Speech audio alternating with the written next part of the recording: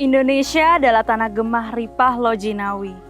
Tanah bumi yang tersedia cukup bagi kita semua. Alam merawat kita, menyediakan kita sumber pangan tanpa kita perlu memintanya. Kita hidup di sini dengan kekayaan alam yang melimpah dan juga bahan pangan. Namun sayang, masih banyak pangan yang terbuang di Indonesia. Padahal masih banyak masyarakat yang membutuhkan pangan di sekitar kita. Pangan yang terbuang dapat terjadi karena susut hasil panen dan pemborosan pangan saat konsumsi. Susut hasil panen dapat terjadi karena proses yang kurang optimal pada saat pemanenan, pada saat penanganan pasca panen, maupun pada saat pengangkutan dan distribusi.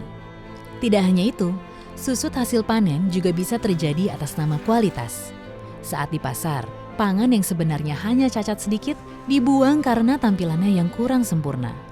Sementara pemborosan pangan terjadi pada saat konsumsi, ketika konsumen tidak menghabiskan makanan yang dimasak ataupun dipesan karena masalah selera atau memesan yang terlalu banyak.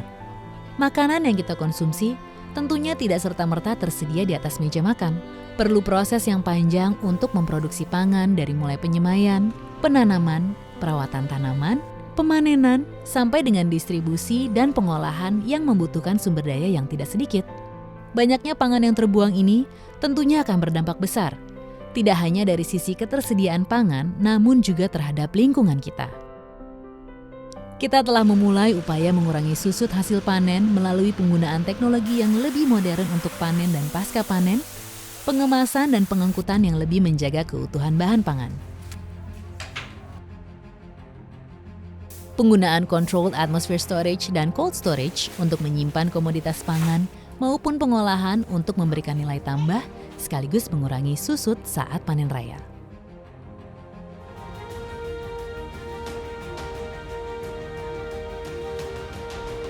Sementara itu, banyak hal yang bisa kita lakukan untuk mengurangi pemborosan pangan. Misalnya, berbelanjalah bahan makanan sesuai kebutuhan.